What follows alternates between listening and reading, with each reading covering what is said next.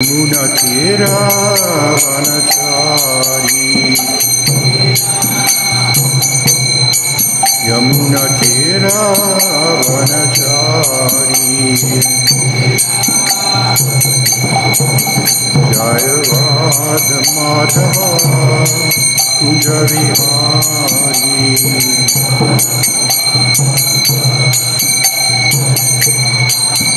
Jaya Prabhupada, Jaya Prabhupada, Prabhupada, Jaya Prabhupada.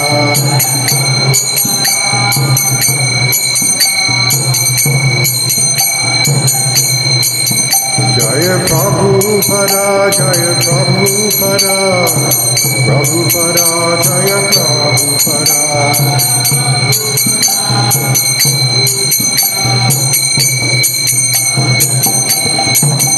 Hare Krishna, Krishna Krishna, Hare Hare, Hare Rama, Rama Rama, Hare Hare.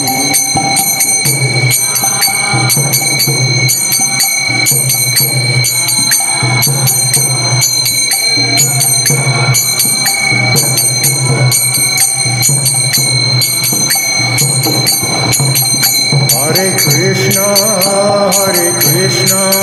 Krishna Krishna, Hare Hare, Hare Rama, Rama Rama, Hare Hare.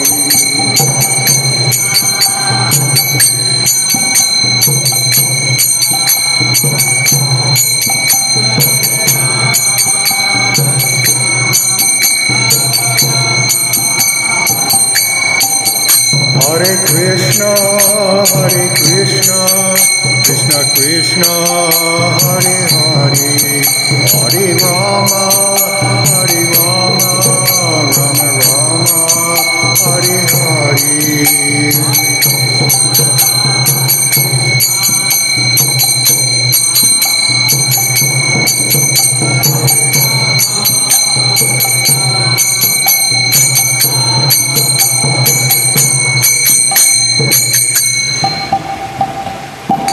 Om Namo Bhagavate Vasudevaya.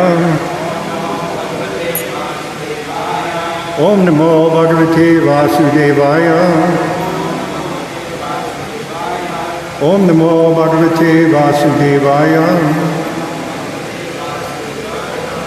Reading from Srimad Bhagavatam, Canto number 5, Chapter 3. Vyasadev's appearance in the womb of Meru Devi, the wife of King Nabhi. Text number 19 and 20.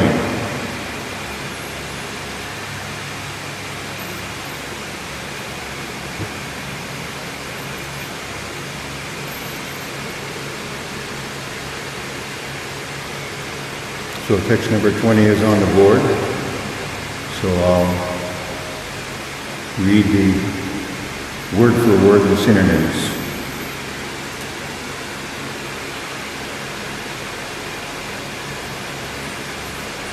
Bahishi, in the arena of sacrifice. Tasmin, that. Eva, in this way. Vishnu Dat, O Maharaj Parikshit. Bhagavan, the Supreme Personality of Godhead. Paramar Rishidi, the great.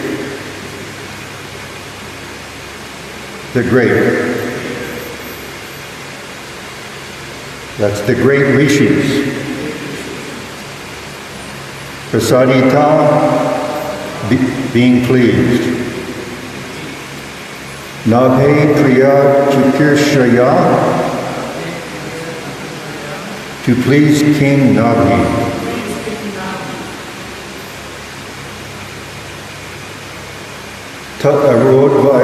Anaya, in his wife. Meru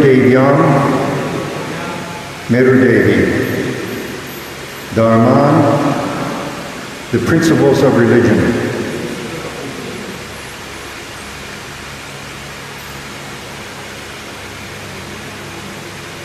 Darshayatu Kama, desiring to exhibit how to perform.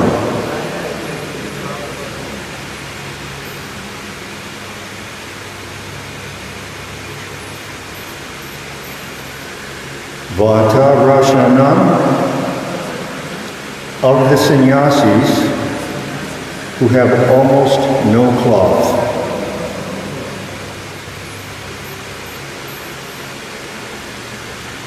Shramananam, of the Varnaprasthas. Rishinam, of the great sages.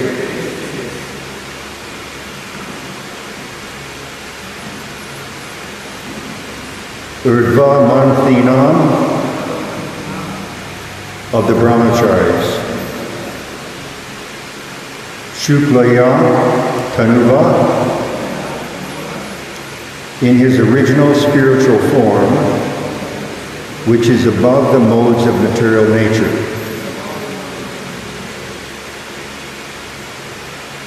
Avatatara appeared as an incarnation.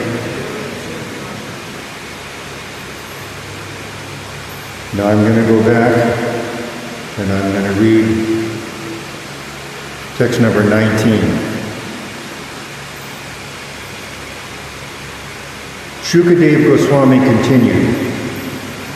After saying this, the Lord disappeared. The wife of King Nabhi, Queen Meru-Devi, was sitting by the side of her husband, and consequently she could hear everything the Supreme Lord had spoken. Purport by His Divine Grace. According to the Vedic injunction, one should perform sacrifices in the company of one's own wife. Sapatniko dharmam acharya. Religious rituals should be performed with one's wife. Therefore, Maharaj Nabhi conducted his great sacrifice with his wife by his side. Go on to text number 20. Translation by His Divine Grace. O Vishnu Datta, Parikshit Maharaj, the Supreme Personality of Godhead was pleased by the great sages at that sacrifice. Consequently, the Lord decided to personally exhibit the method of executing religious principles, as observed by brahmacharis, sannyasis, varnaprasthas, and grihasthas engaged in rituals, and also satisfy Maharaj Nabhi's desire. Consequently, he appeared as the son of Meru-Devi in the original spiritual form, which is above the modes of material nature. Purport by His Divine Grace. When the Supreme Lord appears or descends as an incarnation within this material world, he does not accept a body made of the three modes of material nature, Sattva-gun, Rajagun, and Tamagun. Mayavadi philosophers say that the impersonal God appears in this material world by accepting a body in a Sattva-gun. Srila Vishwanatha Chakravarti states that the word Shukla means consisting of Suddha-sattva. Lord Vishnu descends in his Suddha-sattva form. Suddha-sattva refers to the Sattva-gun, which is never contaminated. In this material world, even the mode of goodness, Sattva-gun, is contaminated by tinges of Rajagun and Tamagun. When Sattva-gun is never contaminated by Rajagun and Tamagun, it is called Suddha-sattva. Sattvam Vishuddham Vasudeva Sabditam. Bhagavad Gita 4:3-23. That is the platform of Vasudeva, whereby the Supreme Personality of Godhead, Vasudeva, can be experienced. In Bhagavad Gita 4.7, Sri Krishna says, Yada yada hi dharmasya glanir bhavati bharata abhyutanam adharmasya tadatmanam srijamaham. Quote, whenever and wherever there is a decline in religious practice, O descendant of Bharata, and a predominant rise of irreligion, at that time I descend myself. Unquote. Unlike ordinary living entities, the Supreme Lord is not forced by the modes of material nature to appear. He appears, dharmam darsayutu kama, to show how to execute the functions of a human being. The word dharma is meant for human beings and is never used in connection with beings inferior to human beings, such as animals. Unfortunately, without being guided by the Supreme Lord, human beings sometimes manufacture a process of dharma by concoction. Actually, dharma cannot be made by man. Dharmam tu shakshad bhagavat pranitam. Bhagavad Gita 6.3.19. Dharma is given by the Supreme Personality of Godhead, just as the law is given by the state government. Man-made dharma has no meaning. Srimad Bhagavatam refers to man-made dharma as Kaitava Dharma, cheating religion. The Supreme Lord sends an avatar, incarnation, to teach human society the proper way to execute religious principles. Such religious principles are bhakti marga. As the Supreme Lord himself says in Bhagavad Gita, Sarva Dharmam Pritaja Mamekam Shradanam Vaja.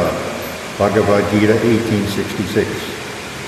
The son of Maharaj Naghi, Rishabdev, appeared on this earth to preach the principles of religion. That will be explained in the 5th chapter of this 5th canto. Thus end the Bhaktivedanta purports of the 5th canto. 3rd chapter of the Srimad Bhagavatam, entitled Rishabdev's Appearance in the Womb of Merodev, the wife of King Naghi. Om Janati Miranda Shashananjana Shalataya Chakshu Indamena Tasmai Shri Gurave Namaha. I offer my respectful obeisances unto my spiritual master, who with the torchlight of knowledge has opened my eyes, which were blinded by the darkness of ignorance. Nasta Praishu Avadreshu Nityam Bhagavata Sevaya Bhagavati Uttama-shloke Bhaktir Bhavati Naishtaki. By regular attendance in classes on Bhagavatam and by rendering of service to the pure devotee, all that is troublesome to the heart is almost completely destroyed, and loving service under the personality of Godhead, who is praised with transcendental songs, is established as an irrevocable fact. So the things that I'd like to cover today are, number one, the wife is the better half. Prabhupada is very clear on this point. You treat the wife as the better half. Now the subtle things become before and are more powerful than gross things. The mantra is much more powerful than stone or the spear. Subtle things come first and are much more powerful than gross things. The principles of religion, there is an indirect path to devotional service. You have an indirect path and a direct path. We'll cover that, talk about that. I'd like to talk about the different emphasis of the avatar, the Shaktivesh avatar, and our pure devotee, Srila Prabhupada, the different emphasis placed on the activity that we take on in the material sphere, different emphasis. And lastly, I would like to talk about how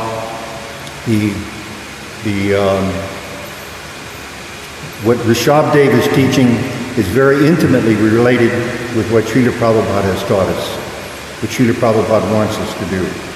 So those things I'd like to cover today. The wife side by side with the king. Again, Srila Prabhupada was very clear on this point, and he mentions it several times, that one treats the wife as the better half. He listens to her very carefully. She has her point of view, and she has her wisdom. She has her way of seeing things. And from personal experience, I can tell you, when I was in business for myself, I didn't hardly make a step, and I just ran it by her. Because she had a way of seeing things, knowledge, a way of seeing things that was different than mine. And she could understand whether this man was going to, in particular, this man was going to work out for me as an employee or not. She could spot it right now, and she was 100% accurate. So I learned to listen to her. These man and wife, they work together as a team, a good team. In devotional service, it's a very, very good team. And so we, with our wives, we have to consider that point very carefully.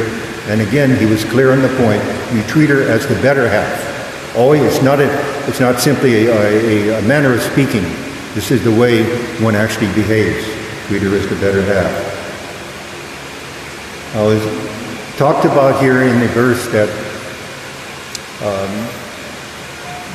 the Lord is appearing in his original form, Rishabdev, his original form, Vishnu, and that he is not contaminated by the gunas, the modes.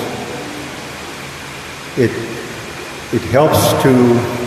important to keep, understand how these modes operate and how the modes themselves are like their conditions. Sattvagun, Tamagun, and Rajagun. Ignorance, passion, and goodness. They are conditions. And in the Pradhan, before the creation of the material world, when the Pradhan is out there, Pradhan is the unassembled, it's the collection of everything that's going to happen in the material universe. When Lord Brahma takes that Pradhan, and he takes it and he creates the material world with it. He had to be taught. Lord Brahma didn't just figure it out. He had to be taught, and a couple of times he hesitated because he didn't know what to do. So the Lord had to come and tell him what to do, and actually our Lord Brahma, very rarely, was given a peek inside of Vaikuntha, and then this is what I have to do. And then he could figure out what to do with the Pradhan, how to create. And when in the Sankhya philosophy and the chapters on creation in Srimad Bhagavatam, it discusses how the idea of something comes before the something. In other words, the idea of table comes before table. So the idea of evil, goodness, passion, and ignorance, the idea, the quality, unmanifested, comes before the manifested quality of goodness, passion, and ignorance. So the gunas are very subtle. In this works, we find this business that the subtle is more powerful, more influential than the gross in all aspects of life. That the most subtle thing, one is sound, and sound is much more powerful than stone or the spear or a tank or a bomb. The sound is much more powerful.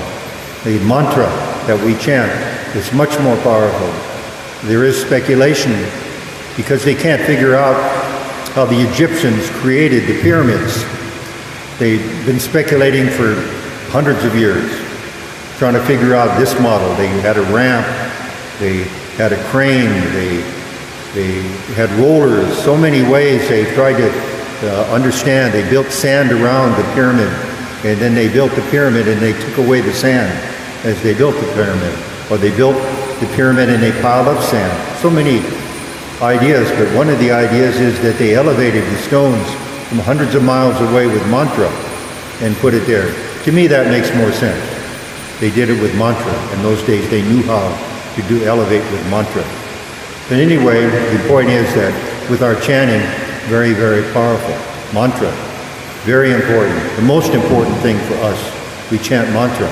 And from that, just even without reading, of course that doesn't mean we don't read, but even without reading, we get knowledge. Shabda, it comes to us automatically, just by chanting mantra. Very, very powerful.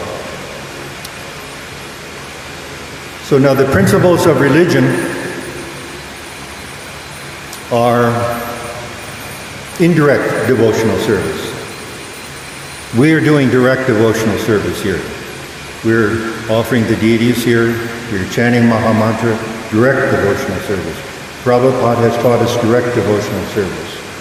When one engages in the principles of religion, it becomes indirect.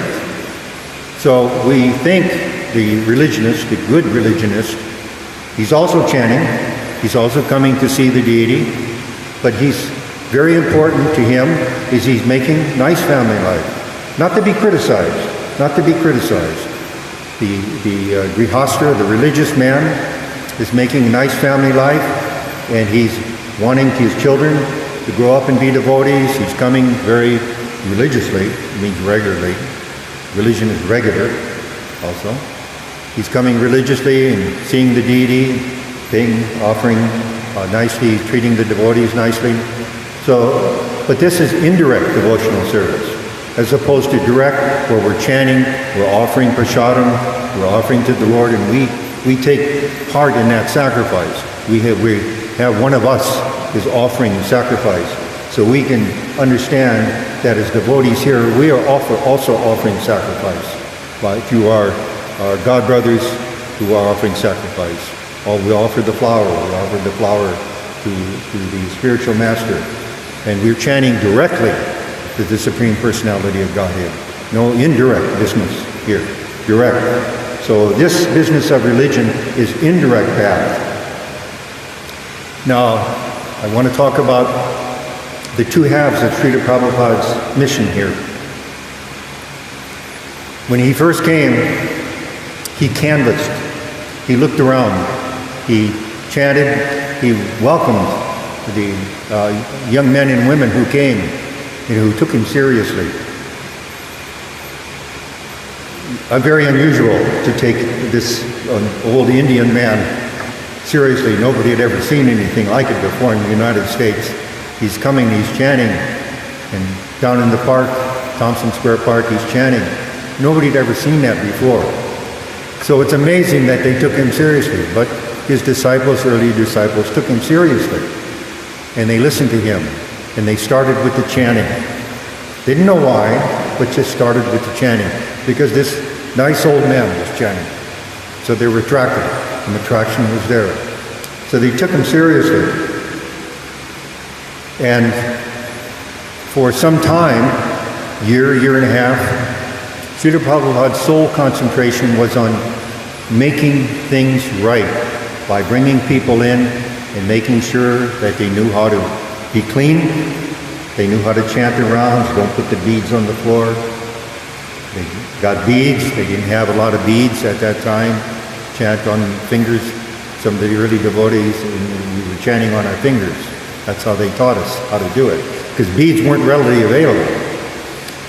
And so he was making sure for the first year and a half, 2 years, that things were doing nicely, that Lord Jagannath came, the deities came, and how to offer nicely by happenstance or by the intelligence of his disciples. They begin to figure out, oh, we have to treat this man special. spiritual master, how do we treat you? They were asking like that. How do we treat you? And so Srila Prabhupada would give hints on this. He wasn't putting himself first. He was putting Krishna first. But they were discovering that, we have to be careful how we treat this man. We have to treat him in a special way. So that was going on for the first year and a half. But very shortly, when he began to get a cadre, C-A-D-R-E, English word means a hardcore, a group of followers, a cadre, a group of followers.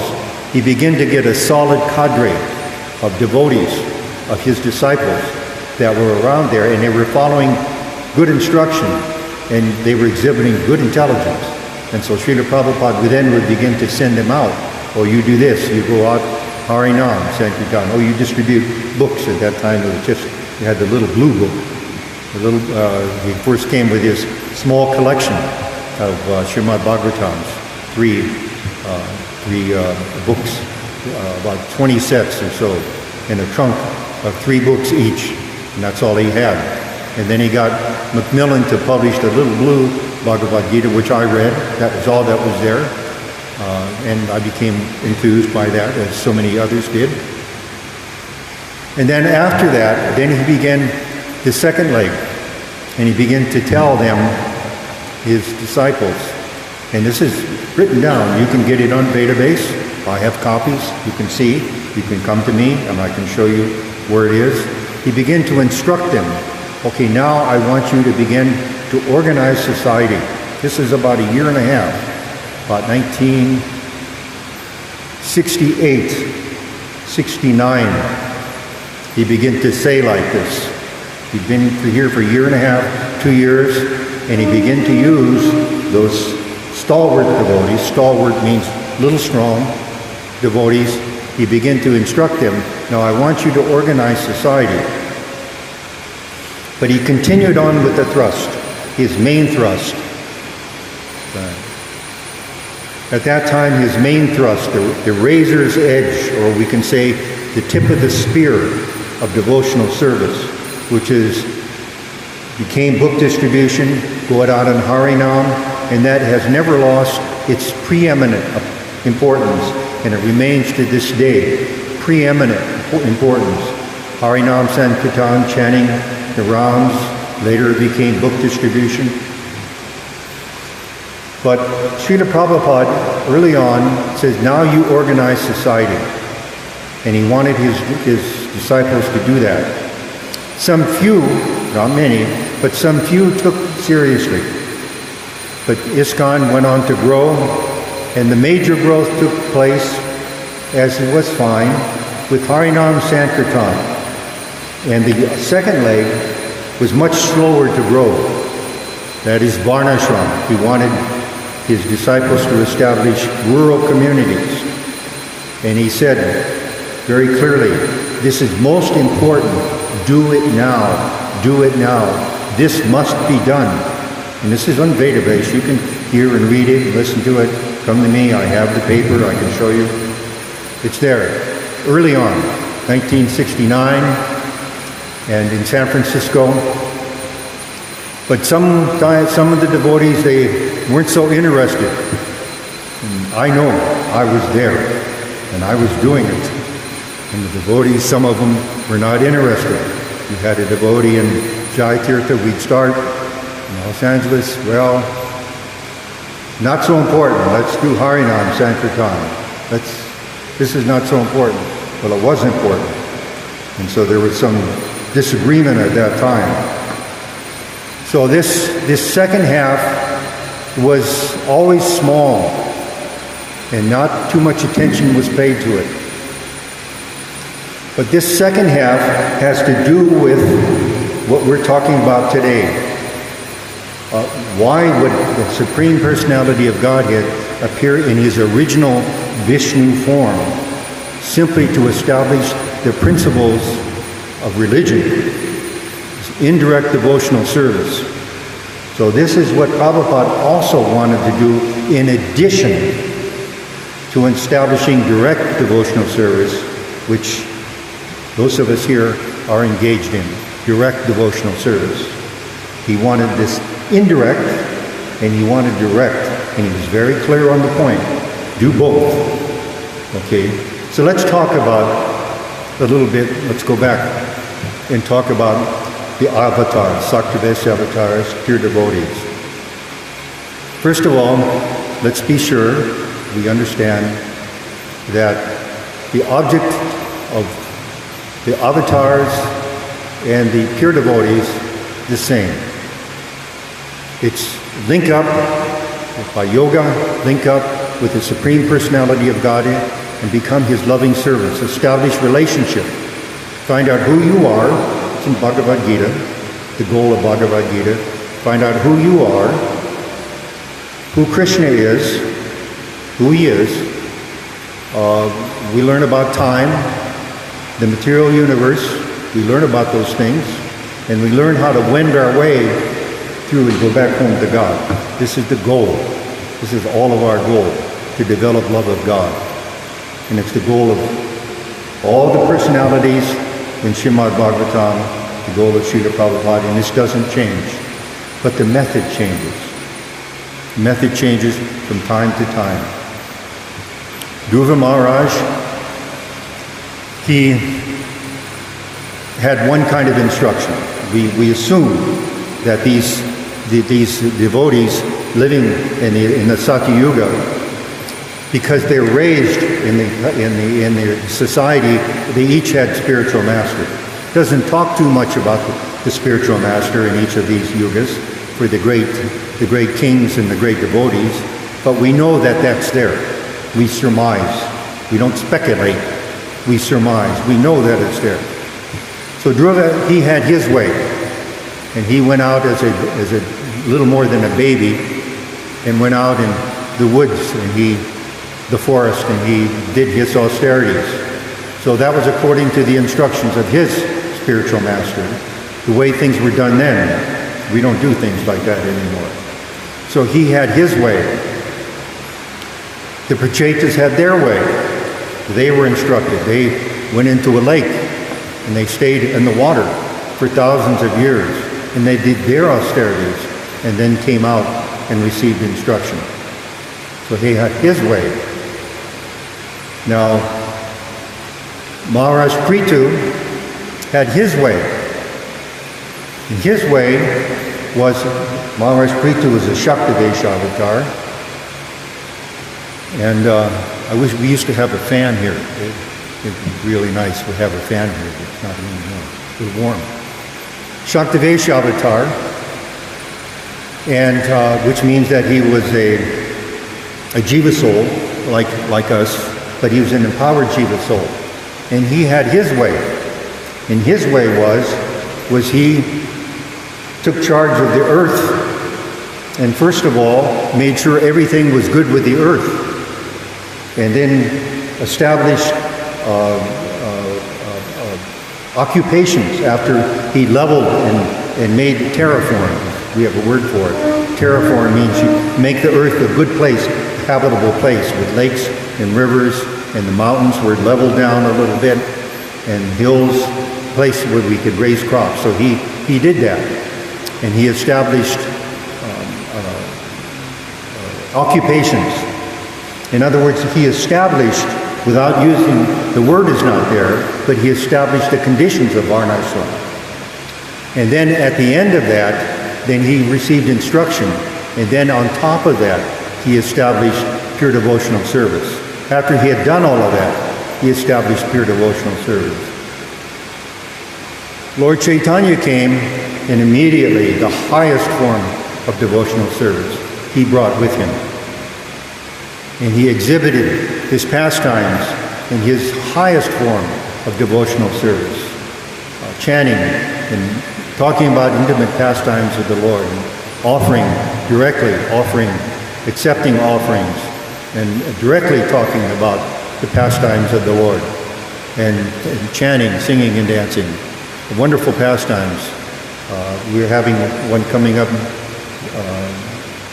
Gundika Marjanam, very important pastime of the Lord. We cleanse in detail the all the crevices and cracks over and over again of the temple. And we can learn from that while we do our devotional service, and itself is purifying, it's our business to pay attention to the detail in our minds and clean out the unwanted, the anarthas things, and throw them away very carefully, like Lord Chaitanya did. So Lord Chaitanya came, and he didn't want Varnashram. Ramananda Roy, in the conversation, Ramananda Roy suggested Varnashram as a way to, Lord Chaitanya asked him, how do we best engage the fallen conditioned soul to engage in the service of the Lord and learn about Him and go back home, develop our association with the Lord, loving service. And Ramananda Roy suggested Varnashram, but the Lord said, no, it's indirect, exterior, no. And so his reply was to Ramananda Roy, we invite the outsiders to come in and listen to Bhagavatam and associate with the devotees. And this is direct devotional service. And this is Lord Chaitanya's method, the way he wanted to do it. Different than Prithu, different than Dhruva and others. Different. So Srila Prabhupada comes and he said, and it's his choice, he is Krishna's friend, he is Krishna's servant, and we see repeatedly over and over again that the Lord, when he gives, when he sets up things, he works behind the scenes to set up situations, and then he lets his devotees take charge, do what they think is the best thing, do the best thing, the best way. And we can understand that the Lord is entertained by that. He sees that. He lets them go. So in that way, Srila Prabhupada came, and he's in charge. He's in charge. We do things the way Srila Prabhupada wants. And he wanted both things. And not only that, he added something else in, which was book distribution. See, his spiritual master, Bhakti Siddhanta, was very much into book distribution, very much into that. As a matter of fact, he said, doesn't matter if you sell the temples, print books, distribute books. When Prabhupada came, he didn't. He changed it. He says, no, we don't sell the temple. We print the books and we make more temples. He said, different from Lord Chaitanya. He says, yes, we established Varnashram. Lord Chaitanya said no. But Srila Prabhupada said, yes, we established Varnashram. Plus, he did what Lord Chaitanya, his main thrust is, Harinam Sankirtan. So Srila Prabhupada came with a big plate for us. It's a big plate for us. And we're supposed to do Harinam Sankirtan, do book distribution, don't sell the temple, and establish Varnashram. That means for all, he came to take all the conditioned souls back. Not just a few. Not just a few who want direct. He's all the people back. And so he gave instruction to do all of this, plus you maintain your thrust, the sharp edge of the spear, Harinam Sankirtan, and Archavigraha worship, the direct devotional service, 9 process of devotional service that we do. So, big work. So we cannot blame anyone if we've let this go. Sometimes I've had a tendency in the past to blame my godbrothers, myself for not doing it properly. Blame still rests with me, but we have to be a little careful about blaming our godbrothers, because Prabhupada gave us a lot to do. So now we have time. It's late. We're 50 years late establishing Varnashram. But it's not too late, because after we leave this body, immediately we'll be taking another body. And Prabhupada's mission is still there. So we can work on that directly without any fear that it's going to be interrupted when we take our next life, take our next body. Prabhupada's mission, the whole mission, is still very much alive. We have to rediscover it, renew it, see it in new light, but it's still all of there.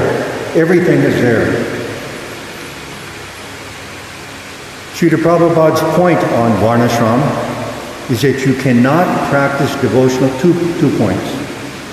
First of all, he said, when his disciples asked him, but Prabhupada, where's Lord Chaitanya said, chanting, Harinam, Sankirtan. Prabhupada says, not everyone will chant. He said this. I'm not paraphrasing. He said this. Not everyone will chant. So we have to engage them another way. This is Varnashram, indirect. So that's our business. And he said, you do it. You do it. Prabhupada's body was getting older. He just wanted to sit down. He wanted to get out of management. He was disappointed with management. He wanted to extricate means pull yourself out from management and finish his books. And then while he was doing that, he gave his instruction, you do that. You do that. His body was too old for that. You take this up. So it's our business. We should know that when we are in the practice of devotional service, we cannot assume that, we're here, so therefore we're really pure because we're doing direct devotional service. That's all right. That part is good. Yes, we're doing direct devotional service, but we're still neophytes. We're practicing. And we cannot jump, Prabhupada said. You cannot jump from Vaidhi Bhakti to Raganuga Bhakti. You cannot make the jump. You have to perfect Vaidhi Bhakti first. This is regulated practice of devotional service. And then we can move on. And in the process of developing, he wanted us to organize society so they can do indirect service. And the indirect service is what Maharaj Rishabdev here, coming here in his original form, his original Vishnu form, so it must be important to establish indirect devotional service. It must be important. So we have to take it seriously. We understand the differences, and we understand what Prabhupada wanted us to do, and we take it seriously. And we move forward. It's a big plate, that big work that he's given us. So let me again read the verse.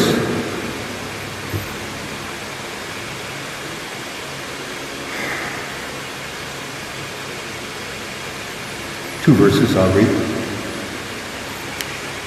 Shukadeva Goswami continued, after saying this, the Lord disappeared.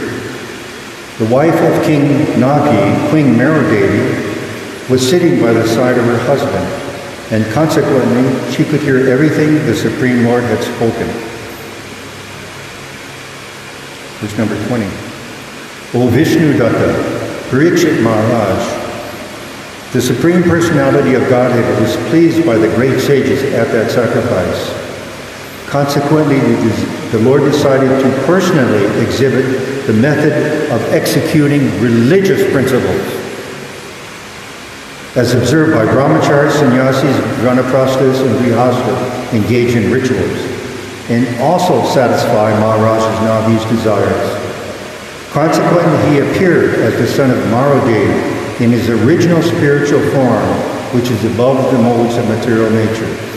So we don't minimize what Prabhupada has taught us. We always recognize that Harinam Sankirtan, this direct devotional service, is the sharp edge of the spear, the thrust that carries the day, but that it needs the support of the Varnashram. It must be there. And it's our business to create it. Our business, each and every one of us. It's our business to make that happen. So, questions and comments? All goes to Srila Prabhupada. Thank you very much. All goes to Srimad Bhagavatam.